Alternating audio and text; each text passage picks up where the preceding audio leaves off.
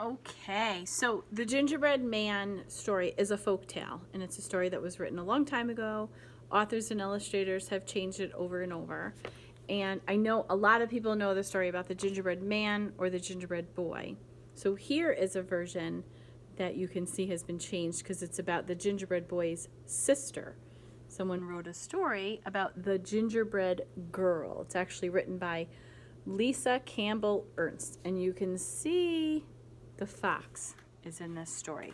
So let's see what happens with the Gingerbread Girl. Maybe she'll have a happier ending than the boy did when he was eaten by the fox. You may remember the sad story of the Gingerbread Boy.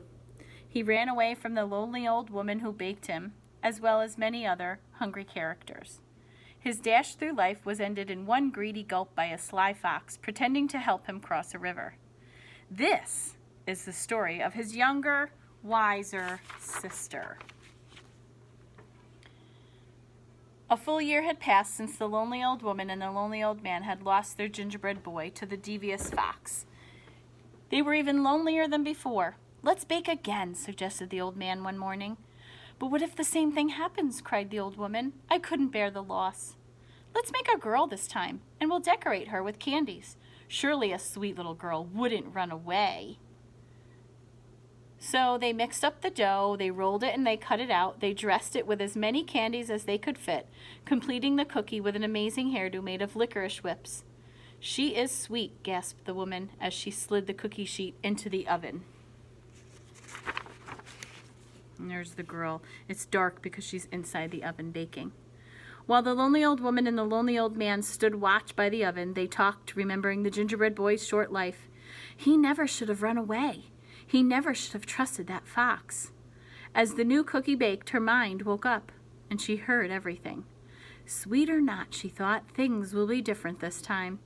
When it was time for the cookie to be done, the old woman carefully, ever so carefully, cracked open the oven door to peek. Bam! Out jumped the gingerbread cookie, running toward the door. The little old woman screamed, "Stop, stop!" and the little old man came running, but the cookie was already out the door and headed down the same path that her brother had traveled. "Here we go," whispered the gingerbread girl.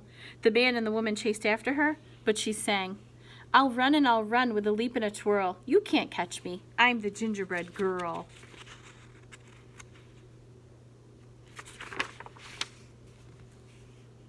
As the gingerbread girl dashed along the path, she came to a group of farmers working in the fields.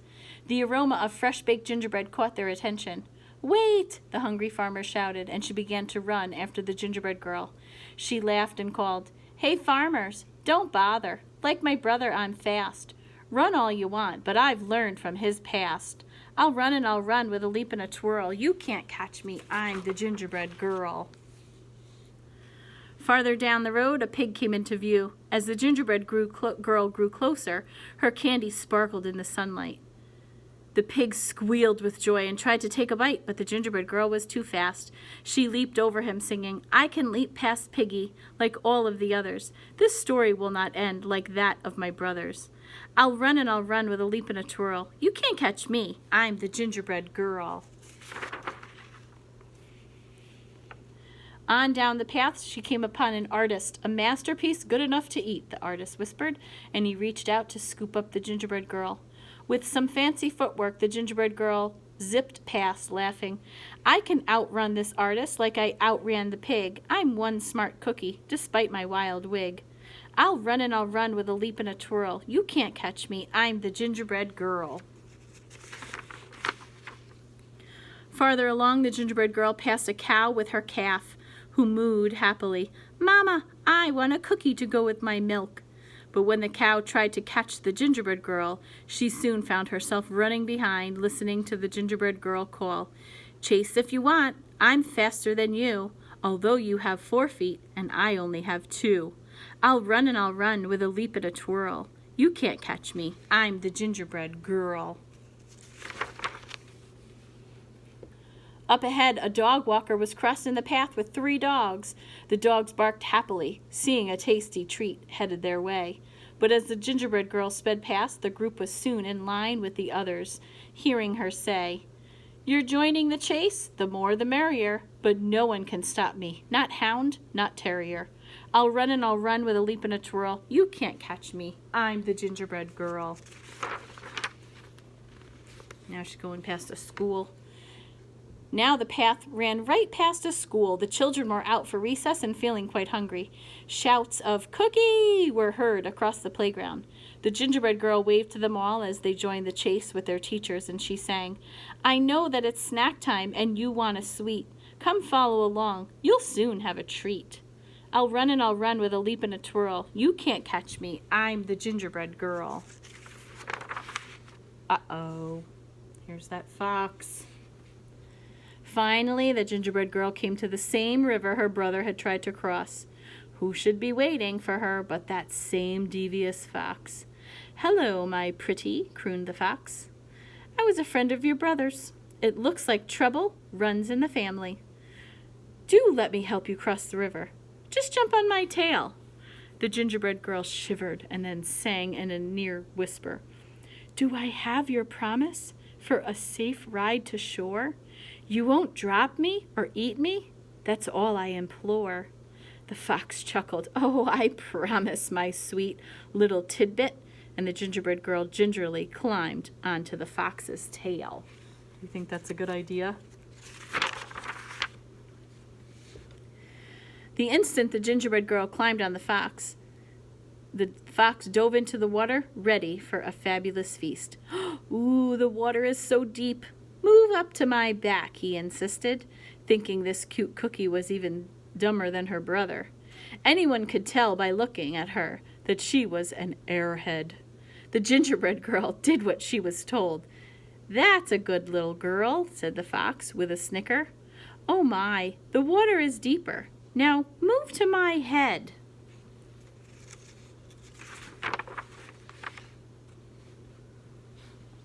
I'm not going to show you exactly what happens yet. No sooner had he spoken those words than the gingerbread girl leaped to his head. Pulling off a strand of her own leathery licorice hair, with the expertise of a ranch hand, she triple-looped it around the fox's snout and tied it off with a half-hitch knot. "You're right," she whispered in the fox's ear. "I am good." But the fox snarled and struggled and strained, thrashing about, but the gingerbread girl hung on, turning him backward toward the crowd. Riding the fox like a bucking bronco, the gingerbread girl whizzed past, singing, "He'll run and he'll run with a leap and a twirl. Come follow me. I'm the gingerbread girl." The awestruck crowd followed all the way back to the lonely old woman and the lonely old man's house. The gingerbread girl rode into the kitchen, secured the fox, jumped onto the table, and she measured and mixed with a leap and a twirl, singing, "I'll bake you some more. I'm the gingerbread girl." The old woman and old man quickly joined in to help, having a hungry, happy houseful to feed. From that moment on, of course, they were never lonely again. And look at the fox. He still has the strap around his snout. And what of the fox? The gingerbread girl was eventually able to teach him some manners, using gingerbread crumbs for treats. Most days you can see them riding across the countryside, and you might hear a small voice drifting in the breeze. "We'll run and we'll run with a leap and a twirl. I outfox the fox. I'm the gingerbread girl." The end. And you know what? It got dark in my classroom because the lights turned off and thought nobody was in the room. It's because I was sitting so quietly in the corner by the calendar reading these stories to you. That's it for the Gingerbread Girl. I have a couple more gingerbread stories to share with you. See you later.